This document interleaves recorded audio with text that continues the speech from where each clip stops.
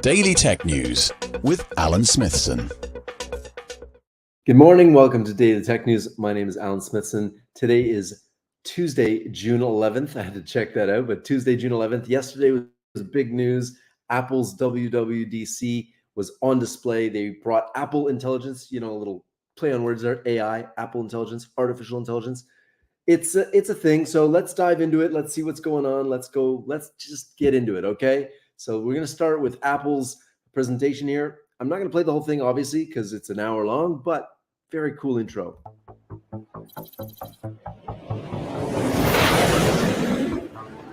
Big day, everyone. Biggest day of the year. Who's fired up? Beth is fired up. Doctor? Rockwell? One more thing. Just have fun out there. Okay, Phil. I'm getting too old for this stuff. Okay.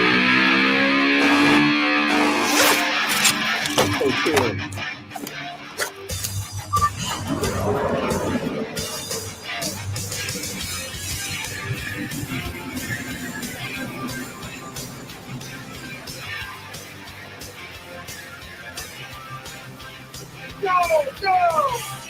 It's showtime.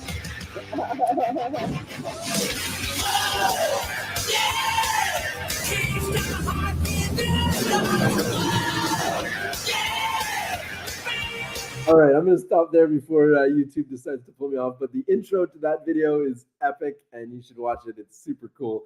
It's something only Apple could pull off, a Hollywood-level introduction to their keynote presentations. Okay, over to more details on the tech. We got here Apple Intelligence. Every new feature coming to iPhone and Mac. The interesting thing here is they announced a bunch of stuff that, Siri is getting an Apple or an AI upgrade rather. They've introduced ChatGPT, or ChatGPT will be introduced with Siri, so you can actually get kind of further with that. There's some really cool stuff. The image generation stuff, you can create your own new emojis, which is, I think, super cool. And there's all sorts of stuff here. The OpenAI thing is a real deal going on here. And so let's just play this video quick. It's just Apple Intelligence will enable your iPhone, iPad, and Mac to understand and create language as well as images and take action for you to simplify interactions across your apps. For example, your iPhone can prioritize your notifications to minimize unnecessary distractions while ensuring you don't miss something important. Apple Intelligence also powers brand new writing tools that you can access system-wide to feel more confident in your writing. Writing tools can rewrite, proofread, and summarize text for you. And now you can create totally original images to make everyday conversations even more enjoyable. So when you wish a friend a happy birthday, you can create an image of them surrounded by cake, balloons, and flowers to make it. That's really cool. I'm just going to stop there for a second because, it's really, really cool that Apple's not talking about AI. They're not talking about large language models. They're not talking about image generators or, any of the technology. They're talking about what you can do with it. And that's always been Apple's strength, is what you can do with the technology. So the interesting thing here, there's all sorts of articles. Apple's huge in AI announcements, a chatbot, image generator, which is exact the same boring offering as Microsoft, Google, and Meta. I don't know that it is exactly the same. So yes, it is the same features. They're the same thing, image generator and that sort of thing. But the fact that they've built this in across everything, across your emails, across your web browser, across your connectivities, I think it's really, really important that, Apple, it took a little bit longer to get out there, but they've included this across their entire suite of tools. So I think it's really neat. This is typical Apple. Wait, let everybody kind of work out the details and then come in with a much better, more integrated system of offering. Okay, so Elon Musk is not too happy about it. He says here, if Apple integrates OpenAI at the OS level, then Apple devices will be banned at my companies. This is an unacceptable security violation. And visitors will have to check their Apple devices at the door, where they'll be stored in a Faraday cage. Wow. Okay. So at least one person's not happy about the Apple announcements from yesterday. But how far have we come? A year ago, exactly 1 year ago, AI made a video of Will Smith's eating spaghetti. And here's a then and now video. The bottom is the now video. What's happening? Hey! Spoiler time!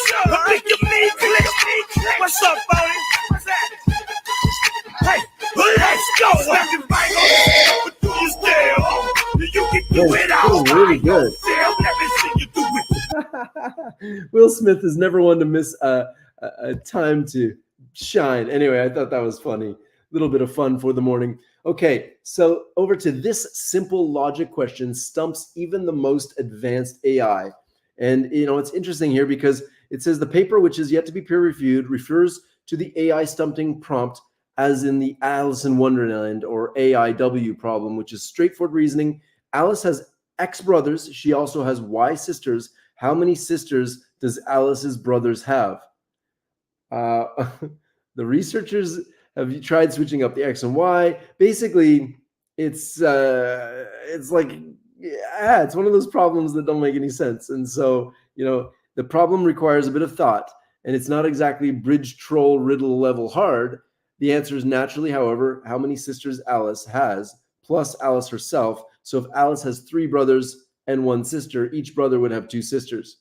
But when the researchers ran the question by every premier AI language model, OpenAI, GPT-3, 4, 4.0, Claude 3, Opus, Gemini, Llama, all of them, Mistral, they all fell short of solving this problem. So AI is not the be-all, end-all. We still have our human heads, and AI plus humans is the magic sauce that we're looking for. Okay, now, what's going to happen when AI is better than us at everything? What happens when AI superintelligence is here? And one researcher says that he's putting a 99.9% chance that AI will destroy humankind. Okay, that's terrifying. In a survey earlier this year, just over half of the 2,778 researchers polled said that there's a 5% chance that humans will be driven to extinction, among other extremely bad outcomes. Okay, so we're making a tool that has, by all estimates, a 5% chance of killing us. Why are we even building this?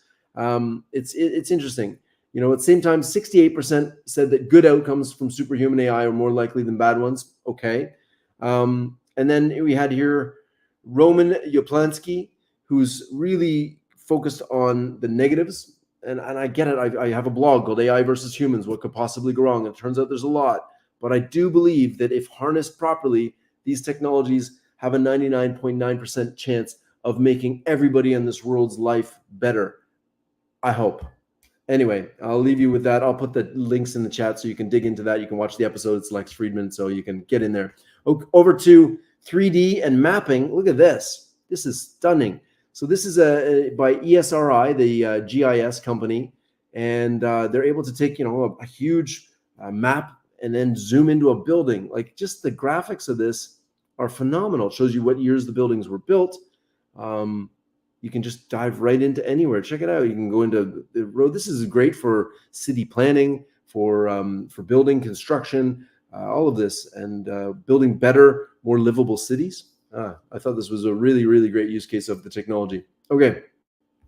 NASA is using powerful satellites to watch over endangered species. As we make bigger and bigger cities, more people, less conscious for the environment, we need to really think about not extincting these beautiful creatures, lions and tigers and bears. Oh my, we're really, really doing a good job at wrecking the planet and its livable inhabitants. So by shifting a little focus from space to Earth, NASA is helping ecologists protect endangered species like tigers and elephants with powerful satellites. Habitat loss is currently the greatest threat to species on our planet. As human populations explode in number, we are altering more wilderness and using an ever greater share of the resources. Larger species like tigers and elephants are some of the most vulnerable to extinction. And I think we have to agree that this is a problem. Asian tigers have lost a staggering 93% of their habitat in the past 150 years. And there's less than 4,000 of them that are alive today. So let's put our brains together and try to figure out, how do we make this planet habitable for not just humans, but all living beings. And one of the ways we can do that is using net zero energy. This is hydrogen. Hydrogen is going to be one of the next transformations in our energy system that allows us to have unlimited clean power. And among the promising technologies for powering a net zero, we've got solar panels, wind turbines, hydroelectric power. We've got power from the ground using geothermic power. And hydrogen doesn't really fit into the mold. but it should. And it's not an energy source, it's an energy carrier. So we actually still have to kind of get the hydrogen. We have to make it. So we have to use energy to store hydrogen, to store energy in hydrogen, and then we can use it in vehicles. So the problem with hydrogen used today is that most of it is sometimes 95% is dirty, meaning we use hydrocarbons to make the hydrogen.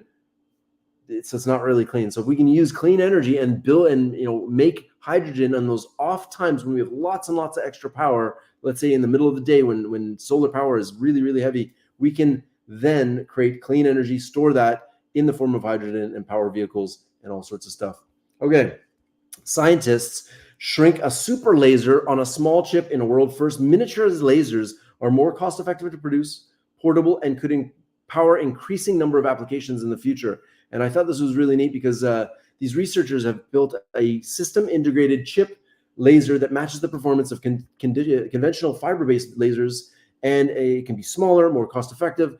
And the interesting thing about this is that they've developed what's called an erbium doped waveguide laser embedded on a photonic chip that delivers characteristics resemble those of fiber-based lasers. But erbium is a rare earth element that acts as a light source in a laser. Really, really cool stuff. I mean, this is pretty much way over my head as far as technology goes, but they look like little records, no?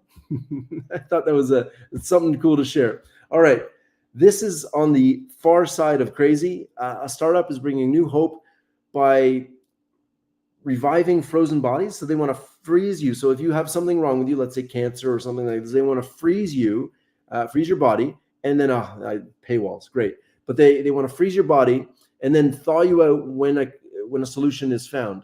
I don't know that I would do this, but it's all you if you want to do that. Okay, 3D printed heat spreader could improve the efficiency of electronics. As anybody may know, as you start to have more processing power in devices, the only real challenge is heat, and heat becomes the biggest problem because you need to dissipate that heat, otherwise your electronics melt. And so by having a new type of heat shield, a 3D printed multi-material copper that was able to be 3D printed in a new format, which was also designed by AI, they've been able to dissipate heat in a lot more efficient manner. It says here, we're very excited to have the opportunity to work with the University of Wolverhampton. We're hoping that this will lead to a new number of innovative products and services that will benefit both our existing product customers. And I love the fact that by combining our expertise in advanced materials and 3D printing technologies, we aim to invent new solutions. So we're really kind of inventing the future of material science using AI and 3D printing, and all these technologies together are really coalescing together. And researchers are making big strides with a Superman-inspired imager chip. And so these guys, this is University of Texas at Dallas and Seoul National University. The cool thing about science is that it truly is without borders. We are sharing knowledge around the world, and this is the promise that science brings us, the ability to work with people all over the world to solve the world's greatest challenges using technology. I just can't get enough of this. It says chip-enabled cell phones might be able to use fine studs, wooden beams, wiring. So basically what they've created is an X-ray vision using 3D, using just regular electronics. I thought this was super cool. It says the technology is like Superman's X-ray vision. Of course, we're using signals at 200 gigahertz or 400 gigahertz instead of X-rays, which can be harmful. So they're basically figured out a way to look through walls, and this could be good for manufacturing, could be good for just fun, but very cool. All right, the last thing I want to show you today is just something really cool. This artist has using AI to look at the history of communication, and you see the word press there, or sorry, not the word press, the printing press, the telegraph, the telephone.